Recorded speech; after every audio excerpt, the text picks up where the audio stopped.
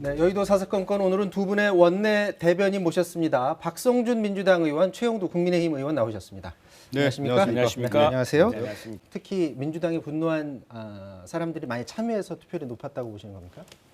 네, 그렇습니다. 저희들은 사실은 이 사전 투표라든가 여기에 대해서는 보수층 특히 노년층 유권자들이 아주 참여율이 낮은 편입니다. 네. 그리고 이 여전히 부정선거 트라우마가 있어서 걱정들이 많으시고 해서 저희들이 이번에 사전 투표에 좀 많이 참여해달라. 왜냐하면 이번 선거는 사실 투표율 싸움입니다. 지금 민주당이 지난 10년간 쌓아놓은 이 관변 조직들 그리고 어쨌거나 이 정권이 유지되어야지만 이 기득권을 유지할 수 있는 사람들이 굉장히 많습니다. 뭐 서울시의 국회의원 구성 비율이나 구청장 25명 중에 24명입니다. 시의원 110명 중에 101명입니다.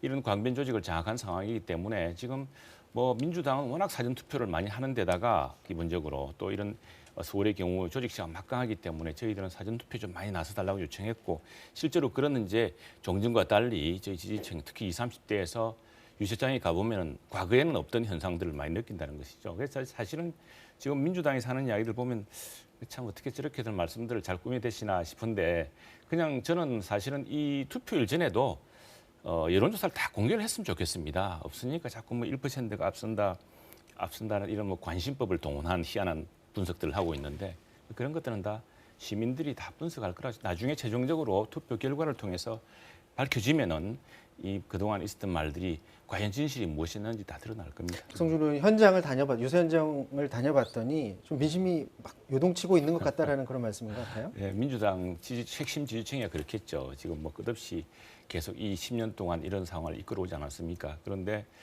정말 민심들 보면은 놀랍습니다. 저희들은 놀랍죠. 왜냐하면 서울 같은 경우에 저희들이 득표율이 아주 많이 뒤지지는 않았지만 지난 선거에서 거의 대부분 다 졌습니다. 그리고 20대, 30대의 반응, 우리 주변에도 친척이 있고 또 뭐 자녀들도 있고 조카들도 있고 다 지지층이 있지 않습니까? 그 사람들의 반응이 놀라워서 저희들로서는 다만 걱정이 뭐냐면은 이 여론조사 이 선거일 지금 여론조사 공개일 이전까지 여기에서 굉장히 앞섰습니다. 심지어 뭐 한겨레 여론조사를 보면은 지난번에 민주당을 찍었던 사람들, 젊은 사람들이 많은 경우 이쪽으로 다시 돌아섰더라는 이런 분석까지 있었는데 오히려 이런 것 때문에 사전 투표율은 공휴일이 아니거든요. 그리고 또 다들 생업이 있고 무슨 다 바쁩니다. 서울 사람들은. 투표 당일을 얘기하시는 당일날요. 거죠? 그래서 오히려 그런 여론조사상 또 주변 분위기상 많이 앞서더라는 이런 기분 때문에 뭐 나 하나쯤이야. 또 사실 사전 투표가 아니고서 당일 투표하려고 그러면 줄도 많이 서야 되고 또 멉니다. 이 투표장이 많지 않기 때문에 그래서 투표율이 참 좀 적을까 봐 그게 걱정입니다. 이 분노한 민심, 표심을 끝까지 투표로 이어주셔야 됩니다. 지금 국민의힘에서는 이거는 누가 봐도 생태탕이 아니라 생태탕 공방이다라고 지금 주장을 하고 있어요. 어떻습니까? 우리가 이런 상황들을 이전에 많이 봐왔습니다. 저는 뭐 이 상황에 대해서 상당히 그 민주당의 기술이 참 노예하다는 생각이 늘 선거 때마다 듭니다. 이 말꼬리 잡기. 근데 우리가 보통 사람들이 싸움하다가 이제 논쟁을 붙다 보면은 좀 논쟁에 불리한 쪽이 근데 왜 너 임마 반말해 이렇게 갑자기 반말 논쟁으로 들어갑니다. 네. 내가 네보다 나이가 많은데 왜 반말하느냐. 그래서 본질에서 벗어난다는 거죠? 벗어났는데 이게 또 기세 싸움이 되면은 누구도 내가 언제 반말했냐고 이렇게 또 싸우게 됩니다. 네. 지금 꼭 양상이 그런 것 같아서 사실 본질은 그거 아닙니까? 이 만일 내곡동 땅이 부당하게 정말 그 시장의 그 공직을 이용해서 한 것이냐 이런 문제인데 당시에 뭐 그린벨트가 풀린 것도 그린벨트는 시장이 할 수 있는 게 아닙니다. 그건 대통령 그 장관이 하는 것이고요. 장관이 결정하는 문제이고 또 이건 노무현 정부 때도 이미 그 주택난 때문에 그리고 여기가 다른 땅도 아니고 서초구 내곡동입니다. 서초구 내곡동. 그리고 그린벨트 풀어가지고 자기가 득 본 게 아니니까 그린벨트 풀리면서 바로 수용당했습니다. 수용당의 땅이 풀린 겁니다. 그리고 뭐 그 개발 정보를 알고서 투자한 것도 아니고 이미 3, 40년 전에 장인이 이제 사둔 땅인데 뭐 그게 갑자기 어느 순간에 너 왜 반말하고 그래서 너 왜 말이 바뀌어 이제 이걸 바뀌는데 중대한 거는 이제 끝까지 한번 가보고 싶습니다. 이 문제는 끝까지 다루고 볼 텐데 아마도 지금 당사자가 지금 말끝을 흐리는 것은 또 무엇인가 있을지 모르겠습니다만 지난 몇 번의 선거에서 우리가 경험한 게 있습니다. 하나는 김대엽 사건이고 또 하나는 뭐 한인옥 예전에 이해창 후보 부인 한인옥 여사가 뭐 어떻게 부천에 뭐 땅을 샀네 뭐 했나는 있었습니다. 둘 다 사기로 밝혀졌죠.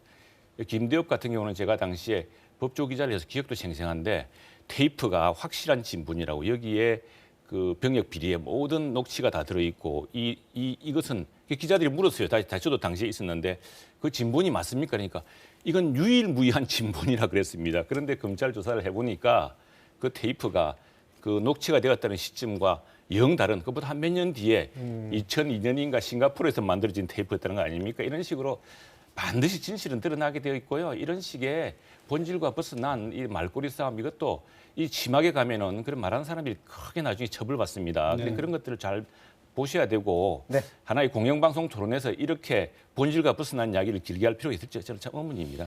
그래서 아마 민주당의 그 거짓 주장이 몰락할 겁니다. 두고 보십시오. 지금 이 더구나 이 민주당의 참 원내대표님께서 그렇게 한 정당의 후보를 거짓말을 하고 있다고 단정적으로 말씀하시는 건 굉장히 위험한 일입니다. 그리고 두 번째는 저는 저 이제 팩트와 증거를 가지고 설명하고 있습니다. 시민들이 그리고 보면 요즘 민주당 후보도 그러고 민주당 의원들도 그러고 무슨 관심법으로 일관되게 그렇게 보인다. 이게 사법적으로 또 틀린 이야기고요. 그리고 이전에 우리가 봐왔습니다. 김대엽도 그랬고 기상건설 사람 한인옥시 하던 그 사람들도 그랬습니다. 철저하게 수치가 정확하고요. 그래서 난 오세훈 후보가 이야기했듯이 기업 앞에서는 겸손해야 되고 그리고 이 문제가 본질이 지금 뭡니까? LH 사건에서 왜 갑자기 타고 넘어간 겁니까? 아니 이 땅이 지금 오세훈 자기 장인이 70년대에 그 땅을 사둔 것이고 그것을 오세훈 시장이 되기 전에 노무현 대통령 때 주택 부족을 해소하기 위해서 서민주택을 짓기 위해서 서초구의 내곡동의 땅을 검토했던 것이고 그리고 그 그린벨트가 해제되면서 수용됐기 때문에 사실은 오세훈 시장이 그린벨트 해제를 혜택을 본 적도 없습니다. 그런데 그걸 가지고서 물고 늘어지다가 갑자기 지금 생태 땅 시비로 갔는데 생태 땅 주인 기억도 어떨지 모르겠고 오세훈 시장 주인도 그 기억도 어떨지 모르겠습니다만 이 사람들이 자꾸 엉뚱한 것으로 논란을 이끌고 있는데 그걸 바탕으로 오세훈은 거짓말이다라고 또 단정적으로 나갑니다. 이 관심법으로 나가고 대단한 솜씨긴 한데 그런데 지금까지 여러 차례 선거에 쏘아봤지만 이제는 안 속습니다. 그리고 민심의 흐름을 보면요. 민주당끼리 하는 이야기일 뿐입니다. 네. 예, 지금 아마 이건 뭐 자가당착입니다. 결국 민주당 후보의 말씀도 그렇다면 도대체 어떻게 집을 갑자기 30만 원씩 짓겠습니까? 어디서 짓습니까? 공중에 짓습니까? 남산위에 짓습니까? 용산 참사 굉장히 안타까운 참사고 하지만 사실은 그 입주자들 그리고 거기 임대했던 사람들의 대다수가 동의를 하는 이게 이제 주민 동의제라는 것이 퍼센티지가 있지 않습니까? 80%다, 몇십 퍼센트다 있는 것인데 그게 이제 참 전체 합의를 이루기가 힘듭니다. 이 힘든 과정을 어떻게 조율하느냐. 그게 이제 서울시장과 서울시의 행정 능력이죠. 그걸 최선을 다해서 했어야 됐다는 것이 이제 오세훈 시장의 지난번 사과의 이야기였고, 근데 시장은 당시에 그걸 집행하지 말라고 했던 쪽 입장 아니었습니까? 그 당시에 이제 조합측과 또 시행사측 이런 것들이 법률적 행위를 동원해서 이제 했던 것인데 중요한 것은 지금 현실적으로 그렇다면은 어떻게 이 주택 부족 1인 2가구, 1인 가구, 2인 가구 주택을 어디서 만들어낼 것이냐. 좋은 집, 그리고 저렴한 집이 많아져야 집값이 안정이 됩니다. 그걸 어디서 만들어낼 것이냐에 대한 현실적인 것 없이 그리고 사람들이 욕망이죠. 모든 사람들이 좋은 집에 살고 싶어 합니다.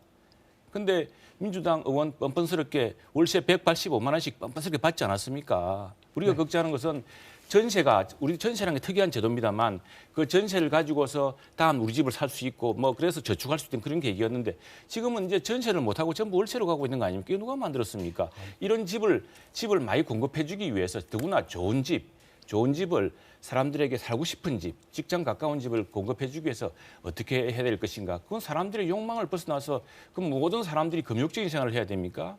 다 거기에 바탕에서 경제행위가 일어나는 것인데 그걸 바탕으로 정확한 시정 경험을 바탕으로 지금 재건축, 재개발이 지연되고 있는 지역, 여기에 모든 조건이 갖추어진 지역 이런 것들을 통해서 공급을 다시 공급하지 않으면 지금 박영선 후보나 오세훈 후보나 다 30만 원 이상 공급하겠다는 거 아닙니까? 어디서 공급합니까 그러면? 자, 지금 그 대목 잠깐만 답변드리겠습니다. 그건 중요한 지적하셨습니다. 저도 물어봤어요. 근데 반포에 세상에 4억 5천만 원짜리 전세가 있습니까? 그것도 40평대입니다. 그걸 3억 5천 하던 것을 지금 그 다른 사람들은 훨씬 높습니다. 그래서 더구나 우리 당에서는 지금 전세 제도, 이 제도가 불가피하고 이것은 주택 공급을 이어가는 과정이었고 그렇기 때문에 저 주택 임대차 3법을 반대했던 겁니다. 반대했던 사람들이 그 법 훨씬 논의 이전에 지금 동네 새로운 계약 경신에 따라서 이루어진 것이고요. 우리가 당시에 반대했을 때 왜 반대냐면 앞으로 이래가 전부 월세 난민을 만들 것이다. 이 전부 전세를 없애자는 이제 그 네. 임대차 3법이 그런 취지거든요. 말하자면 그래 되면은 또 결과가 어떻게 됐습니까? 박주민 의원이 월세 185만 원. 얼마나 그게 엄청난 월세인 줄 아십니까? 자. 대졸 초임 다 꼬라박아야 되는 겁니다. 어떻게 이건- 저축하고 네, 어떻게 집 잠깐만요. 마련합니까? 그 비교하면 1억에 185만 원이었는데 지금 얘기하는 거 보면 그 당시 그 아파트의 가격 비교를 했을 경우에는 박주민 최고위원의 그 아파트 전세값이라는 것이 월세값이라는 것이 주제로 이제 상대적으로 다시 좀 낮았다는 돌아가시죠. 얘기를 다시 한번 좀 주제로 강조드리고요. 그랬을 경우에 비교 분석했을 때 주호영 원내대표의 그 전세값이라는 그 비율을 봤을 때는 월등하다는 말씀이죠. 거기에 대한 말씀을 지적을 했고. 그 위선은 뭐 다른 네, 말이 지금 이제 얼마나 공시지가 관련된 위선적입니까? 부분은 온갖 위선을 다 틀어놓고 아니, 전체적으로 이제 봤을 때 지금 저는 이제 박영선 후보님이 얘기한 부분이 좀 맞다고 보는데 전체적으로 지금 집값이 상승하다 보니까 거기에 맞춰서 공시지가가 상승한 부분이 있었다고 좀 말씀드리겠습니다. 네. 지금 저희들이 저 윤희숙 의원이 나는 임차인입니다라고 참 한번 호소하고 했던 우리가 반대했던 것은 우리가 시장을 두려워하기 때문입니다. 결국 시장은 공급과 수요의 결정이고 많은 사람들이 좀 더 깨끗한 집, 새 집을 사고 싶어하는 꿈이 있는 겁니다. 그런데 지금 돈은 많이 풀리고 있고 그래서 사람들이 자기 좋은 집 살겠다는데 그 욕망을 억누르면서 그걸 제약시하면서 만든 결과 그래놓고 자기는 버젓이 전세값 다 올리고 월세로 바꾸어서 세상에 제일 나쁜 주거 형태가 월세입니다. 월세. 185만 원씩 월세 내가지고 어떻게 젊은 사람이 저축을 할 수 있으며 새로운 집을 꿈꿀 수가 있습니까? 월급을 다 틀어넣는 건데 그걸 막자는 것이 저희들이 전월세 임대차 3법을 반대한 이유였습니다. 그런데 그것이 예언인지 자백인지 박주민 의원은 딱 그걸 아무렇지도 않게 185만 원씩 월세 받지 않았습니까? 네. 그런 논란들이 이제 우리 경선 때도 끝없이 제기됐습니다. 제기돼가지고 우리 당에서도 다 심사를 했던 것이고 만약 그게 그 정도로 문제됐으면은 후보에 나올 수가 없었겠죠. 그 한번 나중에 지금 우리 저 박 의원님 하신 말씀 나중에 결과적으로 어떻게 다 입증해 보십시오. 그리고 당시에 그 LCT 아파트를 살 당시에 그 공실이 많았습니다. 많았고 LCT 이영복 회장을 알지도 못할 텐데 그래서 어떻게 부산시장 후보가 될 줄 알고 그 정말 관심법들이 좀 대단하신 것 같아요. 뭐 이미 미래를 예측하고 미래의 운명을 점치가지고 아까 생태탕 집 아들도 그렇고 보면은 어떻게 갑자기 미래를 예측하시는 분들이 이렇게 많은지 모르겠는데 중요한 것은 자 그런 도덕성 시비도 분명히 검증돼야 되고 그건 분명히 검증될 겁니다. 지금 민주당이 여러 가지 선거 판시에 불리하고 정책적 그리고 이 선거가 왜 치러졌습니까? 바로 시장실에서 여직원 부하 여직원을 성추행하고 성희롱하고 감추고 이러다가 벌어진 선거 아닙니까? 이 선거의 본질의 민심이 분노하고 있다는 것 그리고 모든 국정 실패 때문에 민심이 돌아서고 있다는 것 자, 이게 아무리 이런 사실로 가리려고 해도 가릴 수가 없을 겁니다. 여기까지 하도록 하겠습니다. 지금까지 최형두, 박성준 의원과 말씀 나눴습니다. 고맙습니다. 네. 네, 감사합니다.